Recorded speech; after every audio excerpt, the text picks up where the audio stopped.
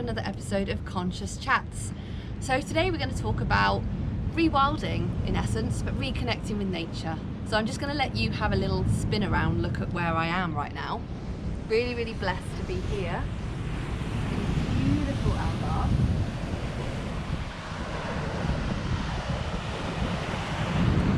So let's get stuck in.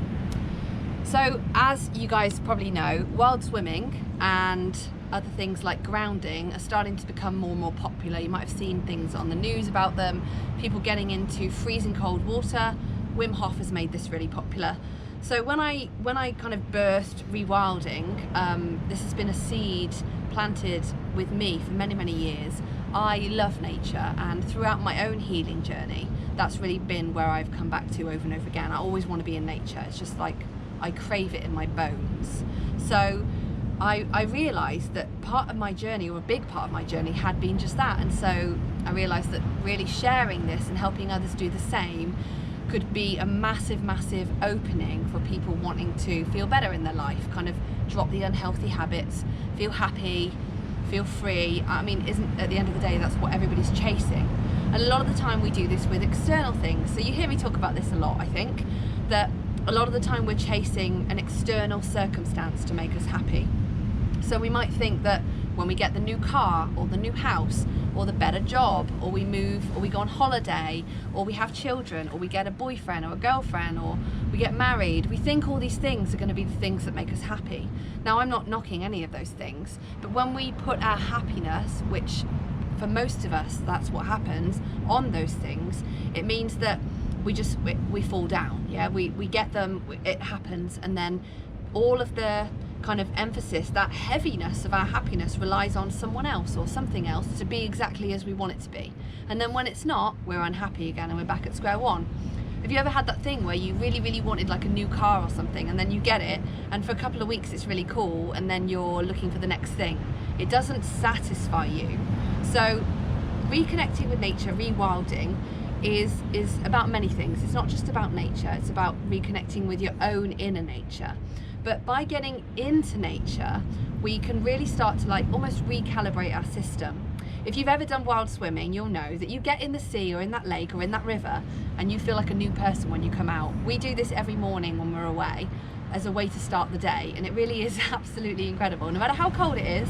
So we've been swimming here, and before this we were running my first retreat, Find Your Sunshine, this year, and we were in an ice lake. It was snow runoff and it was freezing. So the water here has been much warmer, but just different. Yeah, it's all equally powerful.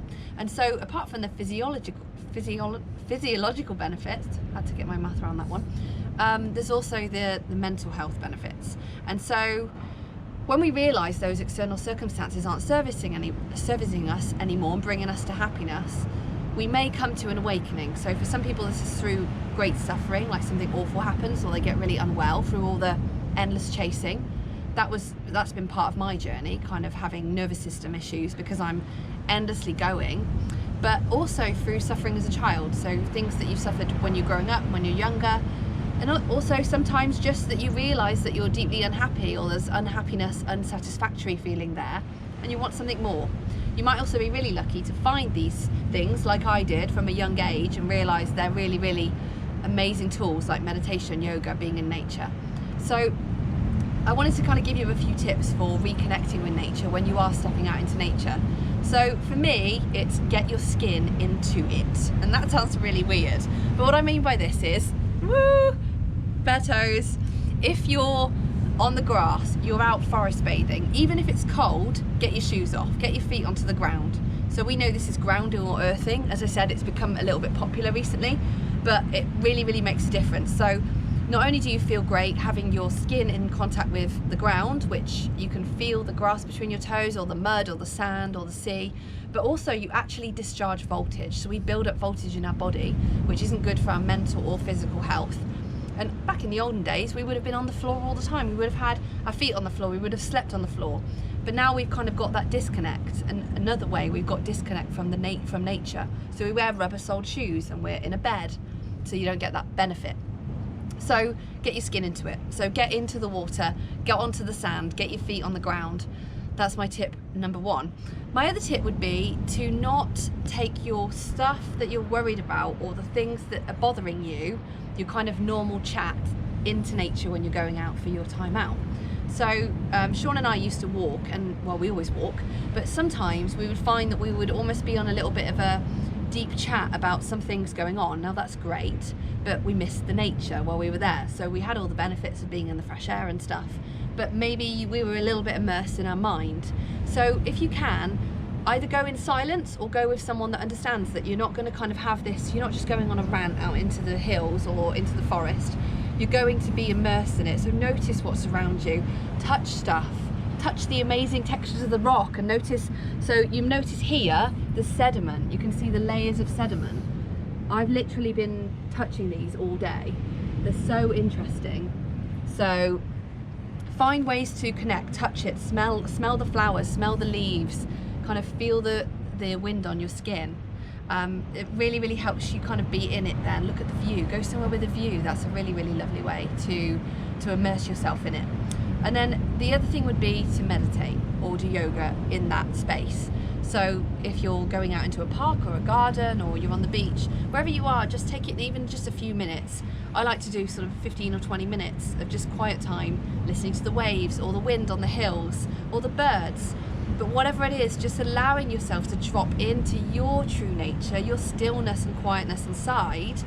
You might even notice that your mind is going crazy inside, and that's okay. That's what our busy minds do.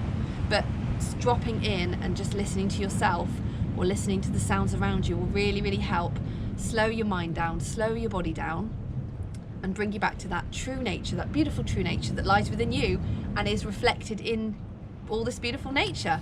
So when you see the beauty in nature, remember that beauty, same beauty, is within you. So I'm going to go and enjoy the rest of our walk, toes out across the beach, the rocky beach, and I hope you all have a really great afternoon. And if you're interested in rewilding with me, then do check out my link below for my upcoming rewilding retreats and workshops and courses online. I hope that I can help everybody kind of get this same joy, re-find this same joy in nature. Bye guys.